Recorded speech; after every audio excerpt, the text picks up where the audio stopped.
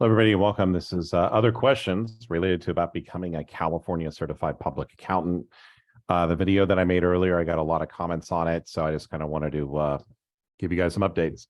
So here's my disclaimer and copyright notice. The information and opinions in this presentation are those of the author only and not the author's employers or affiliated organizations, including but not limited to Irvine Valley College and the South Orange County Community College District. The presentation is for educational purposes only and does not constitute any legal or accounting advice whatsoever. This presentation is designed to assist students and CPA candidates with determining their educational requirements in the state of California via the California Board of Accountancy. We'll oftentimes refer to certain courses meeting it and note that the California Board of Accountancy is the ultimate authority in terms of whether or not a course meets the educational requirements. That also kind of goes over here for the same thing because I'm going to be going through and talking about different things. The Board of Accountancy is the ultimate authority. My goal here is to give you that little bit of an insight so that can hopefully help you along the way. So a great question I was asked by one of my viewers was, or one of my subscribers was, hopefully he's a subscriber.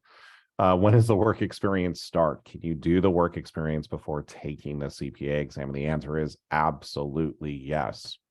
So I did an internship when I was at the University of California at Santa Barbara. Did that at Coopers and Lybrand, Old Man. Which is now PwC. So if you do an internship, that time absolutely counts towards the 12 months that you need in order to become licensed. So again, if you're doing general tax work, it's probably just going to be a general, but if you're doing audit type work, it could count towards that. And one of the other things that I've kind of found interesting is that, so you can get your work experience in at any time.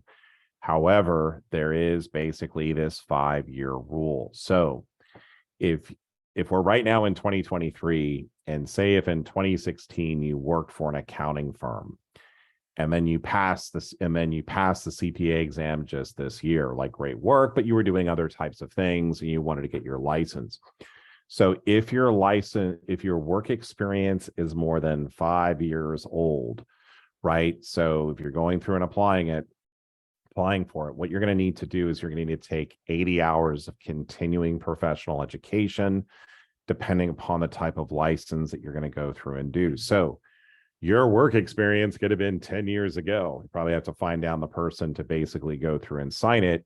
It's just that what they're going to make you do is they're going to make you go through and complete continuing professional education. Now, are there websites you can go through and do this? The one I recommend, and I'll show this to you right over here. I'm not being paid for this. This is one that I like, which is CPE Depot. They have a pretty good rate. I think it's around $150. It's all the CPE you can eat. So you would have to go through and do it. If you needed basically types of like auditing types of experience, you would go through and select those. But again, as you're looking at this over here, it's okay if your experience was old, but you're going to need to basically take 80 hours of continuing professional education. So it's something to kind of keep in mind. Okay, now here's another one too. A lot of what I've been saying is that the most important thing you can do is get your CPA license. We go on LinkedIn, we say open to work. I'm just kidding. Well, but what we do want to kind of go through and do though is we want that license. Now, if I want an audit license or the A, that means I can sign off on attestation agreements. Then you're going to need very specific experience, but generally the general license is much easier to get. If you look at the forms, which I've kind of shown you in other videos, it's actually not that bad, right? So you're just working under a CPA, licensed CPA, can be out of state. For California, you work for them for a year. They sign off. If they refuse to sign off, let me know, and I'll tell you, I'll bring Luca Brazzi with me or the virtual one so that they'll get you to sign off, but they have to sign or they get in trouble by the Board of Accountancy. So, but you'll probably need to be paying a fee as well as also too. So if I'm at general and I want to have an audit license, I'm going to have to go through and do that 500 auditing hours and have it signed off on by a CPA. If you look at the work experience form to become an auditor, it is much more detailed than that of just having just general work experience. So right over there. And lastly, but not least, so I had a student and she took, and I may have mentioned this in another video, but I'm going to mention this again. You generally, so to become a CPA, educational requirement, right? You got to meet that. Educational requirement, year of work experience. I passed the CPA exam, right? That's fun and easy. And then lastly, you need to take the PETH, which is the professional ethics test. And that's essentially in California. Now, for this, though, you want to do this last. Why do I want to do it last? Because the results only last for 2 years.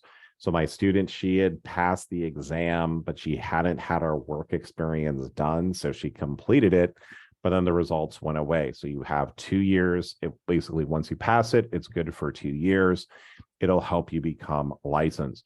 One last thing I do want to kind of mention over here is when it comes to getting your continuing education done, right? So to stay active as a California CPA, you need to complete about 80 hours every 2 years. But it's not that bad. If you're working at a firm, you're going to have a lot of different opportunities to earn continuing professional education. So I would really it's something you can do on your own. And there are a lot of great places out there like CPE Depot where you can do this pretty cost effectively. But the one thing about doing the continuing professional education, of the 80 hours, you have to do at least 20 in 1 year, and the other 60 can happen the following year. So again, that's just kind of something just to keep in mind as you're kind of going through and looking through this. So that's all we have over here for today. So I want to thank you for being here with me, and I look forward to seeing you on the next video. If you have any other questions, love to hear them. And if I get enough of them, I'll go ahead and make another video. We'll talk soon. Have a great day.